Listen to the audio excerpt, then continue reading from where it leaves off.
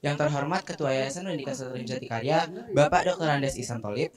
Yang saya hormati jajaran manajemen Yayasan Pendidikan Silaturahim Jatikarya yang tidak bisa saya sebutkan satu persatu. Yang saya hormati Kepala Sekolah SMA IT Insan Mandiri Cibubur, Bapak Manirul Ihsan SPDGR, dan beserta guru-guru SMA IT Insan Mandiri Cibubur yang tidak bisa saya sebutkan satu persatu. Yang saya hormati Kepala Sekolah SMP IT Insan Mandiri Cibubur, Ibu Alwiyah SPD yang berhalangan hadir, dan para guru SMP IT Insan Mandiri Cibubur yang saya hormati. Yang saya hormati Mudir Mahat Khulafaur Rasyidin Ustadz Adi Ngasegaf dan para asatid yang tidak bisa disebutkan satu persatu. Yang saya hormati pemateri Syekh Al-Mukri Yakub bin Soleh Elaiwah At-Tarimi dan Ustadz Hasan Ba'ud. Sebelumnya perkenalkan, nama saya Hafiz Ali Sajidan yang insya Allah akan membantu jalannya acara pada malam hari ini. Adapun susunan acara pada malam hari ini, yang pertama ada pembukaan, yang kedua ada tilawah Al-Quran, yang ketiga penyampaian materi qiraat, yang keempat doa dan penutup. Untuk mempersingkat waktu acara malam hari ini, mari kita buka acara ini bersama-sama dengan membaca basmalah wassallu ala nabi. Bismillahirrahmanirrahim. Allahumma sholli ala sayyidina Muhammad wa ala alihi wa sahbihi ajma'in. Untuk membuka acara dengan keberkahan, mari kita dengarkan tilawah Al-Quran yang akan dibacakan oleh Ananda Mikala Pramadita Al-Hafiz, siswa kelas 10. Kepada Mikala kami persilahkan.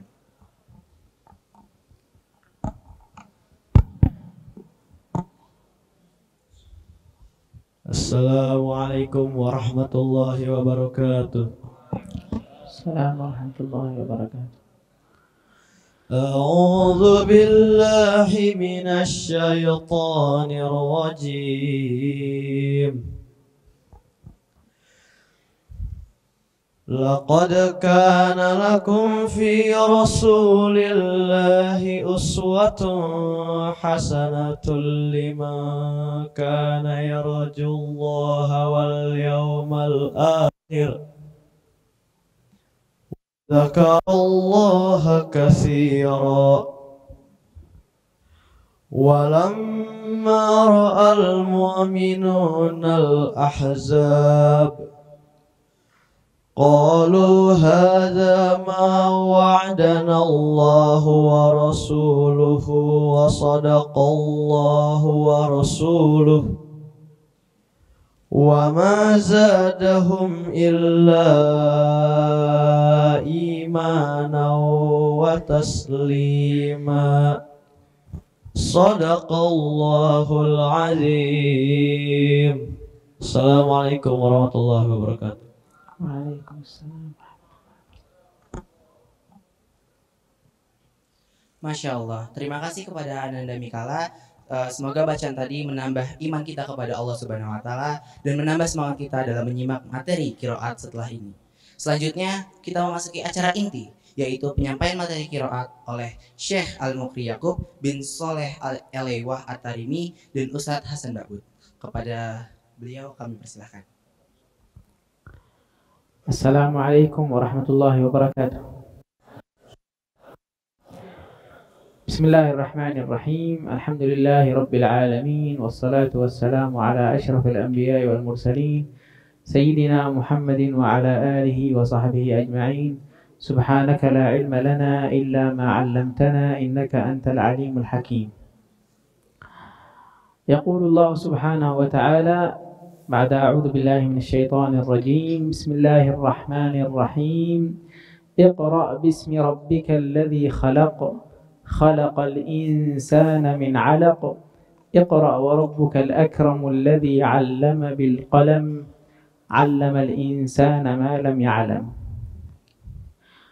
كلنا يعلم أن هذه الآيات هي أول آيات نزلت من القرآن على النبي صلى الله عليه وسلم. Assalamualaikum warahmatullahi wabarakatuh. Beliau memulai kalamnya tadi dengan memuji Allah Subhanahu wa Ta'ala dan bersalawat kepada Nabi Muhammad sallallahu alaihi wasallam. Kemudian beliau melanjutkan perkataan beliau dengan membaca salah satu surat, yaitu awal daripada ayatnya Iqra bismi rabbikal ladzi khalaq khalaqal insana min 'alaq sampai akhir daripada ayat tersebut. Kemudian beliau mengatakan bahwasanya sudah sama-sama kita ketahui bahwasanya surat Iqra tersebut ataupun surat Al-A'la tersebut adalah surat ataupun ayat yang pertama turun kepada Nabi Muhammad sallallahu alaihi wasallam. ونحن في شهر ميلاده صلى الله عليه وسلم وبمناسبة ولادة الرسالة فأول ما نزل آيات فتكون بداية ولادة الرسالة الخاتمة لجميع الرسالات تبدأ بهذه الآيات. Kita sedang bulan dilahirkannya Nabi Muhammad sallallahu alaihi wasallam, dan tadi adalah Maulid adalah permulaannya Nabi Muhammad, dan tadi adalah ayat Iqra tersebut adalah permulaan juga, yaitu permulaan daripada penutup risalah para nabi-nabi. ونحن أمة النبي صلى الله عليه وسلم يجب علينا أن نقف عند كل آية لنتذكرها لقوله تعالى كتاب أنزلناه إليك مبارك ليدبروا آياته وليتذكر أولو الألباب. Kita sebagai umat Nabi Muhammad sallallahu alaihi wasallam diminta dan dituntut oleh Allah Subhanahu wa taala di dalam ayat tersebut untuk mentadabburi daripada ayat-ayat Al-Qur'an. فهذه الآيات التي نزلت عن النبي صلى الله عليه وسلم تحثنا على طلب العلم وتعلمنا أن مفتاح العلم وبداية العلم هي القراءة. فقوله تعالى اقرأ باسم ربك الذي خلق بدأ الأمر بالقراءة اقرأ. Kita sebagai umatnya Nabi Muhammad sallallahu alaihi wasallam dituntut untuk belajar, dan ayat tersebut dimulai dengan kata-kata Iqra, bacalah. Artinya kita semua diminta oleh Allah Subhanahu wa taala untuk belajar. فلا نستطيع أن نصل إلى العلوم لأهمية القراءة أعاد الأمر مرة أخرى فقال تعالى اقرأ باسم ربك الذي خلق خلق الإنسان من علق اقرأ وربك الأكرم. Dan kita untuk mempelajari ilmu itu kuncinya adalah membaca. Tidak mungkin kita bisa mendapatkan ilmu kecuali dengan membaca. Maka dari itu Allah Subhanahu wa taala mengulangi kata-kata Iqra tersebut 2 kali di dalam surat tersebut. Iqra bismi rabbikal ladzi khalaq khalaqal insana min 'alaq iqra wa rabbukal akram. ثم أشار أيضا في هذه الآيات إلى وسيلة من وسائل التعليم وهي القلم. اقرأ وربك الأكرم الذي علم بالقلم، والقلم هذا إشارة إلى الكتابة. فبداية الطلب لكل طالب علم عليه أن يهتم أولا بالقراءة وبالكتابة. Kemudian Allah Subhanahu wa taala mengisyaratkan di dalam ayat tersebut dengan kalimat untuk menulis. Itu wasilah pertama untuk mempelajari ilmu adalah membaca, kemudian menulis dengan kalimat Iqra bismi rabbikal ladzi khalaq khalaqal insana min 'alaq iqra wa rabbukal akram alladzi 'allama الإنسان القراءة وأتقن الكتابة ارتقى إلى قوله علم الإنسان ما لم يعلم فيصير بعد ذلك متعلما لما كان يجهله من قبل. Kemudian Allah Subhanahu wa taala menjanjikan setelah dia membaca dan menulis allamal insana ma lam ya'lam. Allah akan mengajari dia ilmu ataupun akan mengajari sesuatu yang sebelumnya dia tidak ketahui. وأشرف ما نتعلمه وأفضل ما نتعلمه هو القرآن الكريم. Sesuatu yang paling mulia yang kita pelajari adalah mempelajari Al-Qur'anul Karim. فنحن وإياكم ما شاء الله أنتم طلاب العلم سمعنا أنكم تتحفظون القرآن وتراجعون القرآن فهذا فضل من الله سبحانه وتعالى عليكم. Alhamdulillah kalian adalah para penuntut ilmu dan kami mendengar bahwasanya kalian ini adalah para penghafal Al-Quran dan juga orang-orang yang mempelajari Al-Quran. وقراءة القرآن يجب أن تكون بكيفية مخصوصة ليس مجرد القراءة فقط ولكن أن نقرأ قراءة صحيحة مجودة وذلك لقوله تعالى ورتل القرآن ترتيلا. Dan membaca Al-Quran tersebut bukan sembarang membaca, namun membacanya tersebut ada caranya sebagaimana yang diajarkan oleh Allah Subhanahu wa taala di dalam Al-Quran, warattilil Qur'ana tartila, dan bacalah Al-Quran itu dengan baik, dengan betul, dengan tartil. نعم. وفي فضل التلاوة وفي فضل القراءة فضل عظيم، فجاءت الأحاديث تحثنا على تعلم القرآن. جاء عن النبي صلى الله عليه وسلم خيركم من تعلم القرآن وعلمه. Kemudian di dalam hadis juga Nabi Muhammad sallallahu alaihi wasallam menyebutkan daripada keutamaan orang yang mempelajari Al-Quran dan juga mengajarkan daripada isi Al-Quran. Nabi Muhammad sallallahu alaihi wasallam bersabda, khairukum man ta'allamal Qur'ana wa 'allamah. Sebaik-baik dari kalian adalah orang yang mempelajari Al-Quran dan juga mengajarkan Al-Quran. وجاء أيضا في الحديث الماهر بالقرآن مع السفرة الكرام البررة يوم القيامة. Di dalam hadis yang lain Nabi Muhammad SAW menjelaskan bahwasanya orang yang mahir di dalam Al-Quran itu bersama para malaikat Allah Subhanahu wa taala. وحتى نكون من الماهرين في القراءة للقرآن يجب أن نخطو خطوات صحيحة لتعلم القرآن والمواظبة على تلاوته. Untuk kita dapat menjadi orang yang mahir di dalam membaca Al-Quran ataupun mempelajari Al-Quran, itu ada metode-metode yang harus kita terapkan. وذلك بالأخذ من أفواه المشايخ والتعلم عند المدرسين المتقنين الذين يعلمونك القراءة الصحيحة المجودة. Yang paling penting adalah mempelajarinya langsung secara talaki dari guru-guru yang membaca dengan mutqin, dengan sanad yang tersambung kepada Nabi Muhammad, dengan qiraah ataupun bacaan yang bertajwid. ثم يجب أن يكون لطالب العلم مصاحبة مع القرآن فيكون له في اليوم والليلة ورد من القرآن لا يقل على قراءة جزء. إذا كان من طلاب العلم يحرص على قراءة القرآن في كل يوم جزء حتى يختم في كل شهر. Dan kemudian beliau mengatakan bahwasanya orang yang menuntut ilmu itu harus bersahabat dengan Al-Quran. Bagaimana cara bersahabat dengan Al-Quran? Paling sedikit sebagai seorang penuntut ilmu itu harus membaca 1 juz di dalam 1 harinya, yang mana nanti setelah itu akan 1 bulan dia bisa menghatapkan Al-Quran. وكذلك خصوصا لمن يتحفظ القرآن أن يحرص على المدارسة، وهذه المدارسة أن تجعل لك صاحبا أو صديقا أو حلقة علم تدارس فيها أو حتى يقوى بعد ذلك عندك الحفظ فيما حفظت.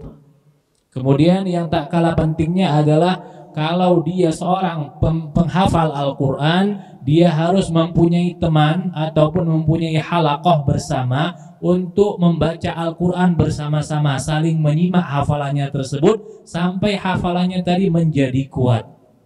فإذا واظبت على التلاوة كل يوم وواظبت على المدارسة والمراجعة بعد ذلك إن شاء الله تعالى يثبت في صدرك القرآن. Kalau saja kita setiap hari membaca Al-Quran, kemudian menghafalkannya dan juga mengulangi daripada hafalan tersebut, insya Allah Al-Quran tersebut akan tertancap di dalam diri kita masing-masing. فإذا حفظت كتاب الله سبحانه وتعالى فهذا شرف عظيم وهذا خير كبير. جاء في الحديث أن من أوتي القرآن فقد أدرجت النبوة بين يديه بمعنى الحديث. Kemudian beliau mengatakan bahwasanya kalau sampai kita melakukan itu semua dan kita menjadi orang yang menghafal Al-Quran, seorang penghafal Al-Quran, penghafal Al-Quran tersebut adalah kemuliaan yang tiada taranya. Di dalam hadis disebutkan bahwasanya orang yang menghafal Al-Quran itu akan mendapatkan keutamaan yang besar dari Allah Subhanahu wa taala. يقول الإمام الحداد: وواظب على درس القرآن فإن في تلاوته الإكسير والشرح للصدر ألا إنه البحر المحيط وغيره من الكتب أنهار تمد من البحر. Al-Imam Al-Habib Abdullah bin Alwi Al-Haddad mengatakan, lazimilah untuk mempelajari Al-Quran, karena di dalam mempelajarinya itu ada kesenangan di dalam hati, karena Al-Quran itu adalah lautan yang luas dan ilmu-ilmu yang lain itu diambil dari lautan tersebut. ثم أن الطالب يجب أن يكون على قدر الهمة وعلى قدر المهمة التي أوكلت إليه إذا حفظ القرآن أن يكون قدوة لغيره. Kemudian jika ada salah seorang kalian telah berhasil menghafalkan Al-Quran, ada tugas yang berat, yaitu tugas untuk menjadi suri tauladan bagi yang lain. فيجب أن تكون على وصف كما جاء عن النبي صلى الله عليه وسلم، كان عندما وصفته سيدتنا عائشة قالت: كان قرآنا يمشي على الأرض. فيكون هذا القرآن ليس مجرد حفظ فقط ولكن تطبيق وعمل. Kemudian dia harus mengamalkan daripada Al-Quran tersebut, sebagaimana Sayyidah Aisyah mengatakan Nabi Muhammad SAW itu adalah Quran yang berjalan. Akhlaknya Nabi Muhammad itu adalah Al-Quran. Maka seorang penghafal Al-Quran harus mengamalkan dan menjadikan Al-Quran sebagai pedomannya. نحن بحمد الله سبحانه وتعالى في مدينة تريم عندنا اعتناء بحفظ القرآن منذ مئات السنين، فنذكر لكم نموذجا من نماذج أماكن حفظ القرآن، وهي معلامة قبة أبي مريم التي تخرج منها آلاف الحفاظ من أهل تريم، من العلماء، من الصالحين، كلهم تخرجوا من هذه القبة، قبة أبي مريم. Kami di kota Tarim itu sangat memperhatikan di dalam hafalan Al-Quran. Akan aku sebutkan salah satu daripada tempat yang terkenal di sana bernama Mi'lamah Abi Murayyim. Dari tempat tersebut banyak mencetak para kader-kader penghafal Al-Quran ribuan, bahkan banyak sekali orang-orang Tarim yang hafal Al-Quran dari tempat tersebut.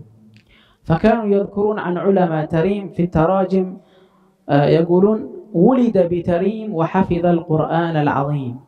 Dan di dalam biografi ulama-ulama Tarim itu sering kita dapati kata-kata wulida fi Tarim wa hafizal Qur'an al-Karim. Dia dilahirkan di kota Tarim dan juga menghafalkan Quran al-Karim di Tarim tersebut. فإذا أردت أن يفتح الله عليك في سائر العلوم فعليك بالقرآن، فإنه كما قال الإمام الحداد: ألا إنه البحر المحيط وغيره من الكتب أنهار تمد من البحر.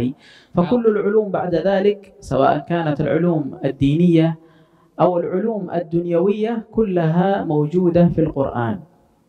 Kalau kalian ingin mendapatkan futuh ataupun bisa menguasai semua ilmu, yang pertama kali kalian harus pelajari adalah Al-Quran. Sebagaimana tadi yang disebutkan oleh Imam Haddad bahwasanya Al-Quran itu bagaikan lautan, sedangkan ilmu-ilmu yang lain itu seperti daripada anak sungai yang mengalir dari lautan tersebut. Maka bagi yang mau mendapatkan ilmu, baik ilmu dunia ataupun ilmu akhirat, pertama kali yang harus ia pelajari adalah Al-Quran. لكن هذا يكون مع تلاوة القرآن بالتدبر والتفهم لمعانيه. Dan ini harus dengan cara bertadabbur dan memahami apa yang terkandung di dalam Al-Quran. فعندما نقرأ القرآن لا نهده هذ الشعر، ولكن نقف على كل كلمة وعلى كل آية لنعرف معناها وما فيها. Kalau kita membaca Al-Quran, bukan saja seakan-akan kita membaca puisi ataupun yang lainnya dengan sajak-sajaknya, akan tetapi kita harus merenungi daripada ayat-ayat yang mana ayat tersebut, misalnya ada yang menyebutkan suatu rahmat ataupun suatu adab, kita renungi ayat-ayat tersebut. فكان الصحابة عليهم رضوان الله تعالى عندما يقرؤون القرآن يتدبرون القرآن ويقفون عند المعاني وحتى جاء عن سيدنا علي بن أبي طالب كرم الله وجهه ورضي عنه قال لو ضاع علي عقال بعير لوجدته في القرآن. فهذا من شدة فهمه لما في القرآن من العلوم. Kemudian para sahabat Nabi Muhammad Sallallahu Alaihi Wasallam, mereka adalah contoh yang paling utama di dalam mentadaburi ayat-ayat Al-Quran. Mereka stop ataupun mentadaburi ayat-ayat tersebut ketika mereka membaca Al-Quran. Sampai-sampai dikatakan bahwasanya Al-Imam Ali karramallahu wajha mengatakan di dalam satu perkataannya, beliau mengatakan, kalau saja ikatan ontaku hilang, bakal aku dapatkan di dalam Al-Quran. Artinya tanda bahwasanya itu tempat yang mana tempat hilangnya tersebut dari ikatan ontanya tadi. Ini menunjukkan bahwasanya mereka para sahabat itu memang betul-betul mempelajari Al-Quran dan mentadaburinya. قد يقول الواحد منكم كيف أفهم القرآن وأنا لا أتقن أو لا أجيد اللغة العربية. Kemudian mungkin kalian bertanya-tanya, bagaimana saya akan mentadaburi Al-Quran dan juga untuk memahami Al-Quran, sedangkan aku ataupun saya tidak memahami bahasa Arab.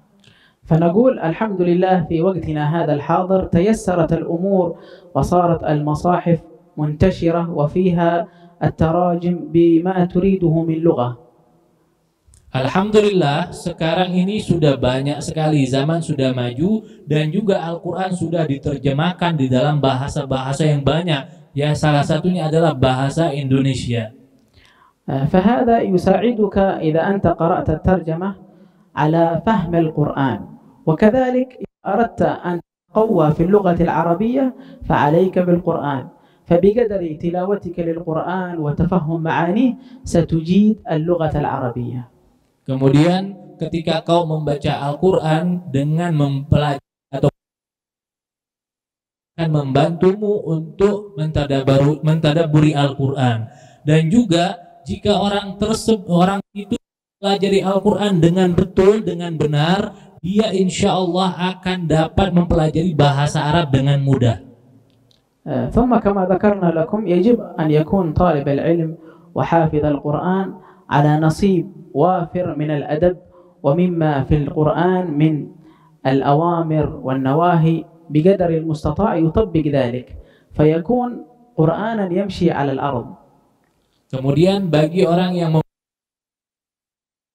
Quran, hendaklah dia melaksanakan apapun yang diperintahkan oleh Al-Quran dan juga menjauhi semua yang dilarang Al-Quran.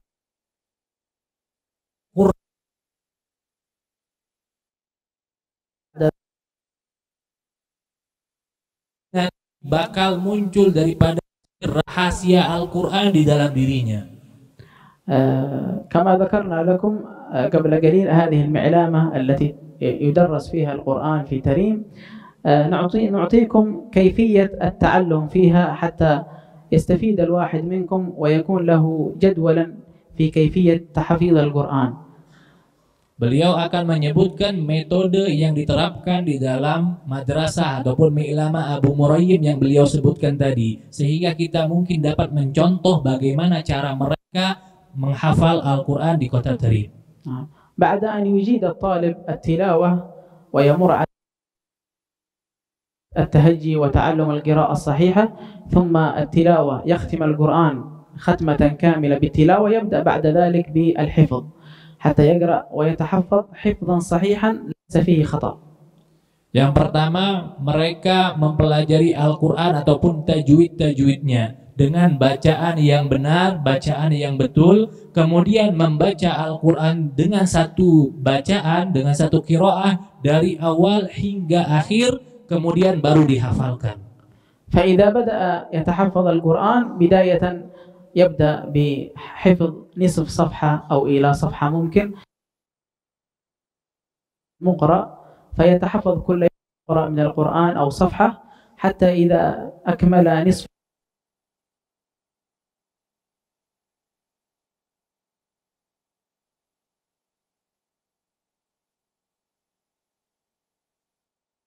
yang di sana terkenal adalah metode ataupun tanda baca yang namanya makro. makro, satu makro ataupun setengah makro setelah dihafalkan, kemudian dimurojaah, diulang berkali-kali. فيستمر بعد ذلك في الحفظ، كل يوم يأتي بصفحة من القرآن ويسمع عند المدرس 4 صفحات، هذه مراجعة. ثم بعد ذلك يكون له حزب مع الطلاب يقرؤون في اليوم نصف جزء إلى جزء، هذا يكون كله مراجعة.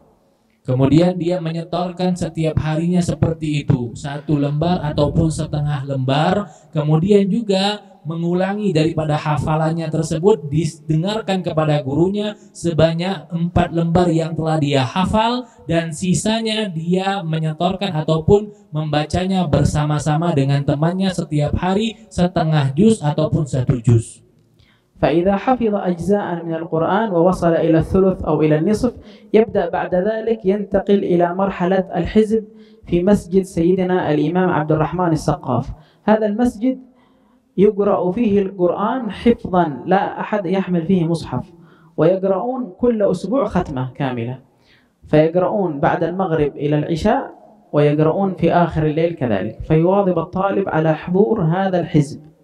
Kemudian jika salah seorang dari penuntut ilmu tersebut ataupun penghafal Al-Quran tersebut, hafalannya telah mencapai 1/3 daripada Al-Quran ataupun setengah dari Al-Quran, dia nanti ikut di dalam halaqah Masjid As-Segaf yang ada di Kota Tarim, yang mana di masjid tersebut tidak diperbolehkan membaca Al-Quran kecuali dengan hafalan. Dan setiap minggunya dihatamkan 1 kali hataman Al-Quran, dibaca dari habis maghrib sampai isya, kemudian sebelum subuh dibaca lagi. Itu sampai 1 minggu hatam Al-Quran setiap hari, setiap minggunya. فإذا ختم القرآن بعد ذلك يستمر في هذا الحزب على الأقل سنة كاملة، يواظب على حضور الحزب خصوصا فيما بعد المغرب والعشاء، وإذا استطاع أن يحضر كذلك في آخر الليل حتى يثبت حفظه. Kemudian jika penuntut ilmu ataupun penghafal Al-Quran tersebut selesai daripada hafalannya, dia diwajibkan untuk duduk di Masjid As-Segaf tersebut untuk mengulangi hafalannya setiap hari, membaca bersama-sama orang yang hafal Al-Quran di situ setiap antara maghrib sampai isya atau sebelum subuh juga. Artinya setiap minggu dia hatam bersama orang-orang para penghafal Al-Quran yang ada di kota tersebut. نعم. ومن الأشياء التي تعيق الطالب عن حفظ القرآن هي المعاصي، كما ذكر الإمام الشافعي قال: شكوت إلى وكيع سوء حفظي فأرشدني إلى ترك المعاصي وأعلمني بأن العلم نور ونور الله لا يؤتى لعاصي.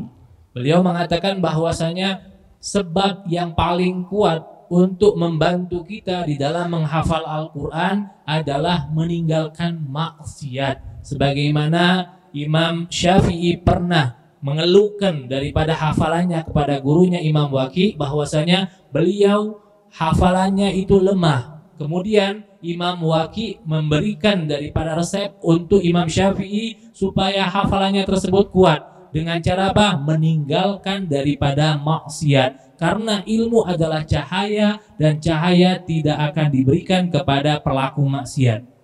فأنصح نفسي وإياكم على المحافظة على ما معنا من القرآن ومراجعته والمداومة عليه، وأن نحفظ أنفسنا من الوقوع في المعاصي قدر المستطاع حتى يفتح الله علينا في القرآن ويجعلنا من أهله.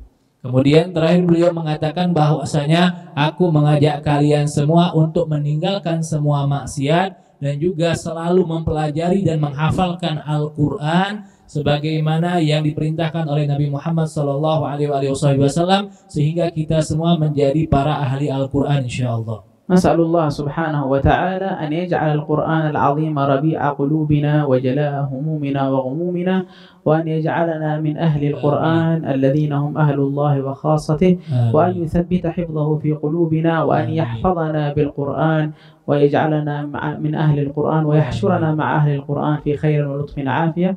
وصلى الله على سيدنا محمد وعلى آله وصحبه وسلم، والحمد لله رب العالمين، وجزاكم الله خيرا على الحضور والاستماع.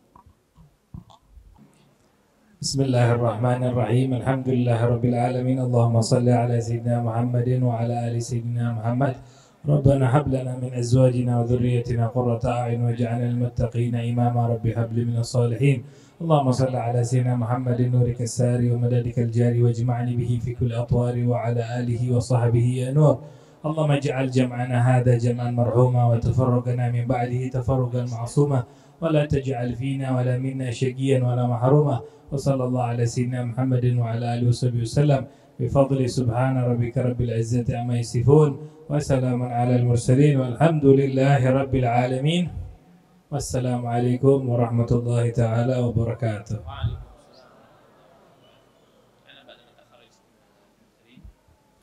Alhamdulillah Rabbil Alamin, seluruh rangkaian acara pada malam hari ini telah selesai.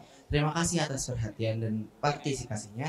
Saya Ali Sajidan memohon maaf atas segala kekurangan pada acara pada malam hari ini. Kemudian kita tutup dengan doa kafaratul majlis dan hamdalah. Subhanakallahumma wa bihamdik asyhadu an la ilaha illa anta astaghfiruka wa atubu ilaik. Alhamdulillahirabbil alamin. Kurang lebih mohon maaf. Wabillahi taufiq wal hidayah. Wassalamualaikum warahmatullahi wabarakatuh.